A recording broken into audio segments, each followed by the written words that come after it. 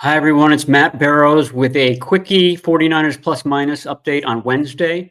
Wednesdays are busy days for most teams in the NFL. It's the first practice of the week for most of the teams, and the first time we get to see a practice report, which gives us an indication of who will and will not be playing on Sunday. The big name on the 49ers list this week is Brock Purdy.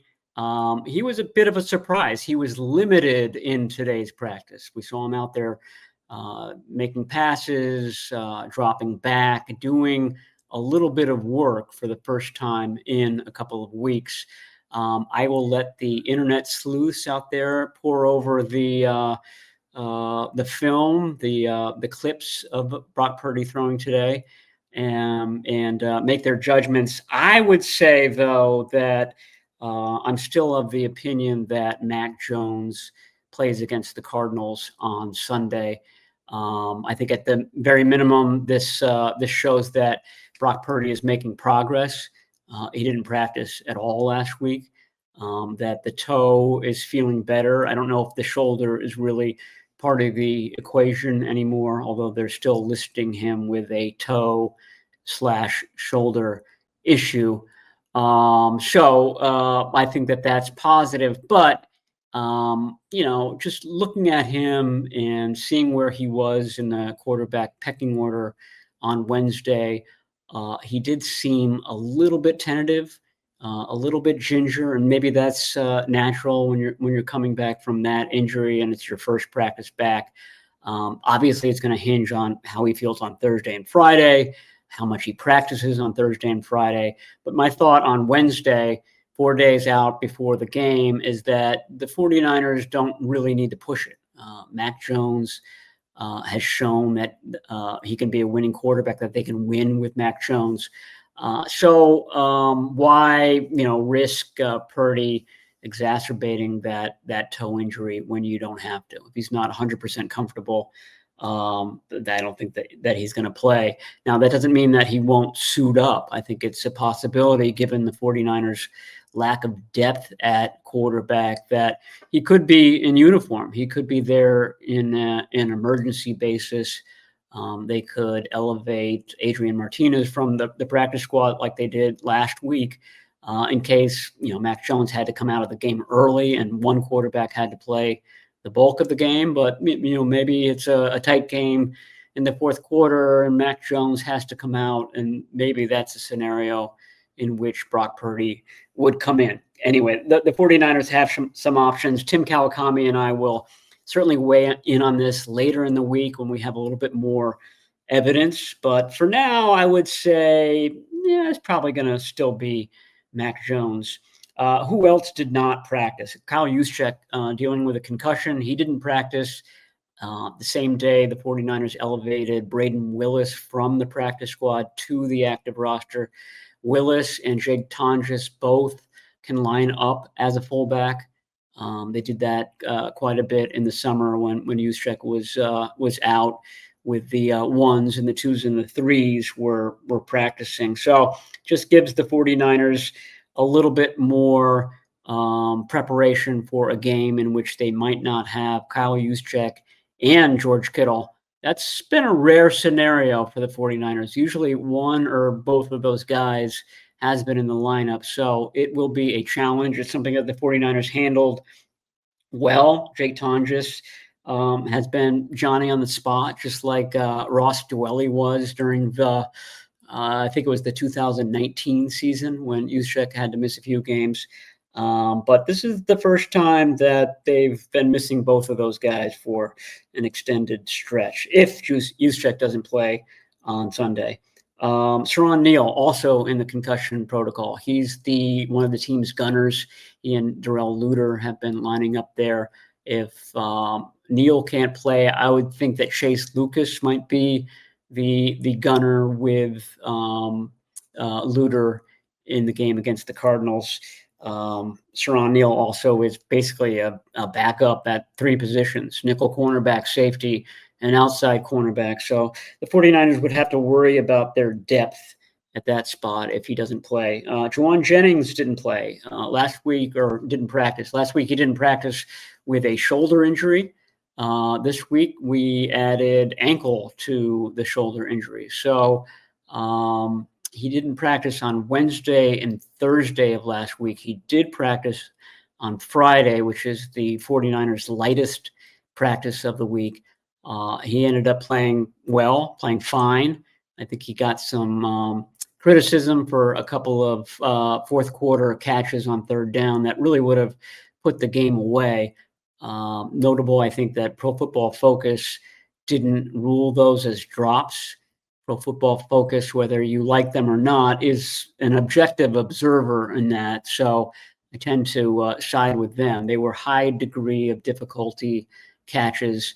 The issue, if you want to call it that, is that we've seen Juwan Jennings make those catches a lot, and certainly last season with that game in Los Angeles standing out, made a lot of circus, high degree of difficulty catches.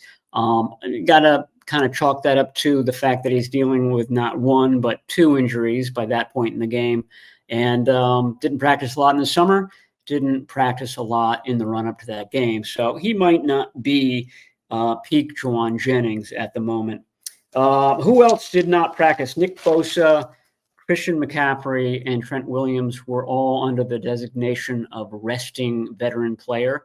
I think that's certainly the case with Bosa and McCaffrey. They're just getting their weekly rest. Williams is a little bit different because I think that knee injury that he's also listed with on the practice report is bothersome. In fact, he told my colleague, Vic Tafer, with The Athletic, that he almost didn't play on Sunday in New Orleans. I think that he probably will Sunday at Levi's Stadium. Different playing surface, much different playing surface. The 49ers surface, the Levi's Stadium grass, is considered one of the best, if not the best, playing surfaces in the league by players. And certainly the 49ers really love to play on those surfaces. So his condition is kind of underscored even more this week because Spencer Burford, his backup, is dealing with a knee injury too. And it sounds like the 49ers might consider Burford having surgery to repair that. Now, Kyle Shanahan said that's not happening yet. They're going to give him the week to see whether it heals on his own. But if it doesn't, they have to take another course of action.